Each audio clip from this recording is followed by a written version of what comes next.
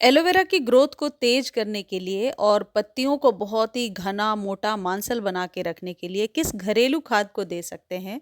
किस तरीके से एलोवेरा में इस ऐसी फ्लावरिंग ले सकते हैं, ये आज के वीडियो में मैं आपको बताने वाली हूँ।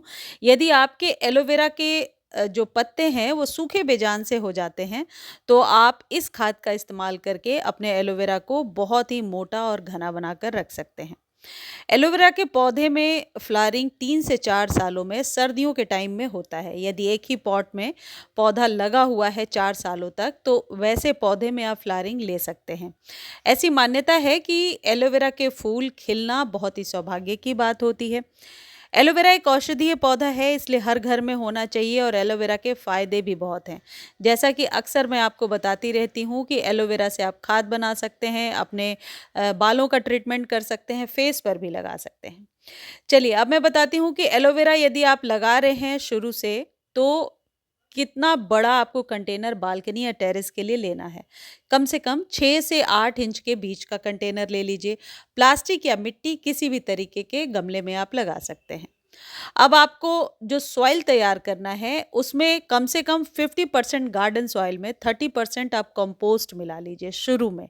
अब बाकी के रेशियो में आप रेतीली, आप कह सकते हैं रेत है तो रेत मिलाइए या मिट्टी में ही रेत मिला लीजिए। अलग से यदि रेत नहीं है और बालू वाली मिट्टी आपको मिल जाती है, तो वो आप मिला सकते हैं। कहने का मतलब है, सिर्फ इस बात का आपको ध्यान रखना है कि कीचड़ सी मिट्टी ना बने और मिट्टी थोड़ी सैंडी हो, जिससे कि पानी उसमें ना रुके। वैसे एलोवेरा के लिए कभी भी कोकोपीट वगैरह प्रेफरेबल नहीं होता, क्योंकि वो पानी को होल्ड करता है और वैसे में एलोवेरा कई बार गलने लगता है। अब एलोवेरा के गमले में नीचे आप चाहें तो गार्डन के ही पत्ते वगैरह जो आपके पास हैं बिछा दीजिए। बनाना पील या वेजिटेबल पील से 2-3 इंच गमले को भर दीजिए, फिर ऊपर से जो आपने सॉइल रेडी किया है उस सॉइल को डालिए। अब आप यदि न्यू एलोवेरा लगा रहे हैं, तो नीचे से 3-4 इंच भरने के बाद आपको लगाना है, या फिर आपके यहाँ बहुत सारे पब्स रेडी हो गए हैं, तो आप इसे रिपॉट कर दीजिए और किसी एक पौधे को गमले में पनपने दीजिए। यदि आप बहुत सारे जो है पब्स एक ही गमले में रहने देंगे, तो पौधा कभी भी घना, आप कह सकते हैं पत्तियां उसकी मोटी नहीं होती हैं। तो पत्तियों को मोटा करने के लिए आपको आस-पास से पब्स को निकाल देना होगा। जब कभी भी पब्स ज़्यादा हो जाए, तो उसे आप किसी दूसरे गमले में शिफ्ट कर दीजिए। अब आपको क्या करना है, हर एक 3 महीने पर आपको नीम खली और वर्मी कंपोस्ट 1-1 चम्मच अपने एलोवेरा के पौधे में ज़रूर डालना है। यदि पौधा पहले से आपके यहाँ लगा हुआ है, पौधे में बहुत सारी प्रॉब्लम्स हो रही हैं, तो ये जो नीम खली और एलोवेरा है, ये नेचुरल खाद है और एलोवेरा के लिए बहुत ही बढ़िया रहता है। इसके जड़ों के थोड़ा-सा, जड़ों से दूर आप इस तरीके से मिट्टी को थोड़ा-सा गुड़ाई करके और 1-1 चम्मच दबा दीजिए बस। एक चीज़ और ध्यान रखिए कि पानी कम से कम देना है, यानी कि एलोवेरा की पत्तियाँ तो आपको पता ही है फ्लैशी होती हैं। ऐसे में यदि हम ज़्यादा पानी दे देते हैं, तो एलोवेरा गलने लगता है, गल के बिल्कुल सूख जाता है या मर जाता है पौधा सर्दियों में। सर्दियों में एलोवेरा को प्रॉपर सनलाइट में रखिए। आपके यहाँ जितने देर की धूप आती है, 5 से 6 घंटे की धूप में रखिए। लेकिन गर्मियों में सुबह की 1-2 घंटे की धूप बहुत है। गर्मियों में आप चाहें तो 1-2 दिन गैप करके पानी दे सकते हैं। वैसे ये हार्डी प्लांट है और बहुत टाइम तक आपके यहाँ सर्वाइव कर जाता है। एलोवेरा को घना बनाने का एक और ट्रिक है कि आप पानी 4-5 दिनों के गैप पर दीजिए। यदि रेगुलर इसे वाटरिंग करते रहेंगे, तो ये पौधा जो है घना नहीं होता है और सिर्फ लंबा होता जाता है। तो पौधे को घना बनाने के लिए आप पानी 4-5 दिनों के गैप पर दीजिए। चलिए, अब ये जो खाद मैं आपको बता रही हूँ, एलोवेरा के लिए वरदान है ये। आपको करना क्या है, 3 से 4 चम्मच कच्चा दूध लेना है और उसे 2 लीटर पानी में डाल देना है। 2 लीटर पानी में डालने के बाद आप उस दूध से चाहे तो एलोवेरा पर स्प्रे कर सकते हैं, लेकिन एलोवेरा क्योंकि एक सकुलेंट है, तो स्प्रे ज़रूरी नहीं है।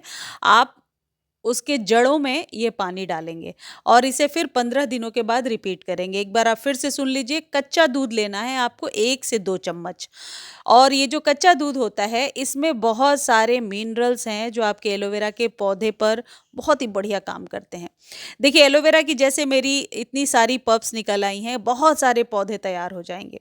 एक चीज़ और मैं आपको समझाना चाहती हूँ कि एलोवेरा क्योंकि एक हार्डी प्लांट है, जल्दी मरता नहीं है। तो यदि आप शेड में, छाया में एलोवेरा को लगाते हैं, एलोवेरा मरेगा तो नहीं, लेकिन इसकी पत्तियाँ सिर्फ़ लेगी होती जाएँगी, लंबी होती जाएँगी, कभी भी पत्तियाँ मोटी मांसल नहीं होंगी। तो एलोवेरा सक्यूलेंट होने के बावजूद भी सनलाइट रिक्वायर्ड होता है, सनलाइट के बिना ये पौधा सर्वाइव नहीं करता है। यदि इस पौधे को आप बार-बार रीपॉट करते हैं तब भी ये पौधा बढ़ता नहीं है और जैसे ये पौधा आपको मेरा दिख रहा है बिल्कुल सूखा हुआ, गर्मियों में ऐसी हालत हो जाएगी यदि आप पौधे को रेगुलर पानी नहीं देंगे।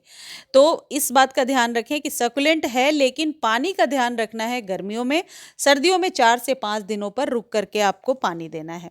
और ये जो खाद है ये 15 दिनों 20 दिनों पर दे सकते हैं और इतना देना है जितने में कि अच्छे से मिट्टी तर हो जाए और इसके ड्रेनेज होल से पानी बाहर आ जाए। सर्दियों में खाद देने का एक तरीका है कि मॉर्निंग में ही खाद दे दीजिए ताकि पूरे दिन पौधा धूप में रहे। यदि आपके यहाँ अभी धूप नहीं निकल रही है तो धूप का वेट कीजिए, धूप वाले टाइम में ही खाद देना बेहतर होता है क्योंकि मिट्टी फिर सूखती है और मिट्टी ज़्यादा देर तक गीली नहीं रहती है। देखिए इस तरीके से जो पल्प्स हैं ये किसी भी तरीके की मिट्टी में आप नीचे यदि दबा देते हैं तो यहाँ से नई जड़ें बन जाती हैं। हालांकि एलोवेरा को पानी में भी लगाया जा सकता है लेकिन पानी में बहुत ज़्यादा ग्रोथ नहीं होती है, सिर्फ जड़ें फैलने लगती हैं। इस तरीके से आप अपने एलोवेरा को बहुत ही आप कह सकते हैं स्वस्थ बना करके रख सकते हैं सर्दियों में। धन्यवाद।